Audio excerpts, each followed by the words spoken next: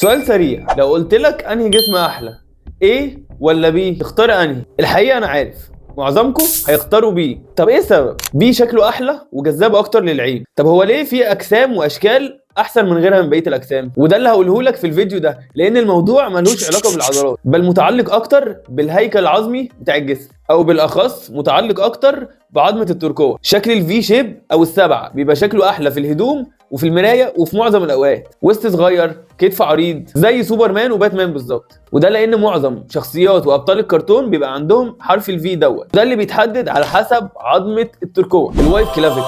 وده بيبقى الكتف عريض جدا فبيبين الوسط اصغر حتى لو وسطك عريض. زي مين كده؟ زي جي كاتلر، وسطه اعرض من حياتي حرفيا. لكن بص شكله جامد طبعا، لا جدال. 4 مستر اولمبيا، يعني حاجه كده خطيره. فعشان كده الكتف العريض او بالاخص عرض عظمه الترقوه ميزه كبيره جدا جدا جدا في الجيم وكمال اجسام. النارو كلافيكال، وده عظمه الترقوه هنا بتبقى اقصر من البدايه للنهايه. بدايتها بتبدا عند عظمه الاسترنم وبتنتهي عند عظمه الهيومرس. فعشان كده الكتف بيبقى اضيق ويبقى متمركز على نفسه اكتر كده، تحسه يعني جوه في بعضه. فبالتالي وسطه حتى لو صغير بيبان عريض شويه. زي مين بالظبط؟ زي محمود الدره.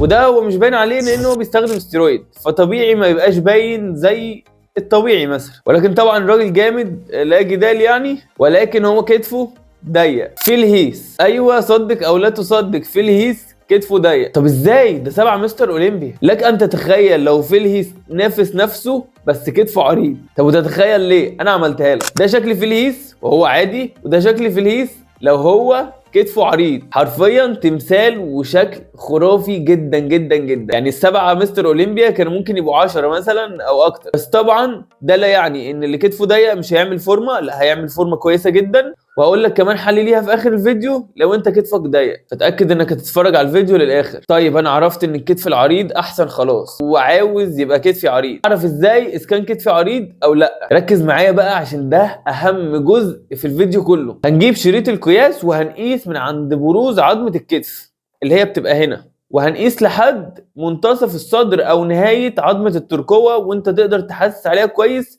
وتعرف نهايتها فين. هنقيس جهه واحده بس بالشريط، ولو طلع معاك اقل من 14 ونص فانت كتفك ضيق، من 14 ونص ل 16 فانت متوسط، من 16 لفوق فانت ضرفه يا صاحبي. ولو طلع كتفك ضيق فما تزعلش، عشان انا عندي خبر حلو ليك، وهو انك لو زودت كتلتك العضليه عرض كتفك هيزيد. يا حمزاوي تصدق كنت تايه عن بالي؟ ثواني عزيزي الجماوي، ما تبقاش متهور كده، تهورك ده عامل مشاكل خلي بالك. لو عرض كتفك الاجمالي من بدايه عظمه الترقوه اليمين لبدايه عظمه الترقوه الشمال 35 سم، وانت كثافه كتفك او عضلات كتفك 8 سم، فهيبقى 35 زائد 8 سم هيبقى 43 سم اجمالي. فتقدر توازي اللي كتفه عريض وتعديه كمان. وطبعا مع الاستيرويد الموضوع دوت بيتطور 180 درجه، وده لان الاستيرويد ممكن يزود كثافه كتفك لاكتر من 15 سم.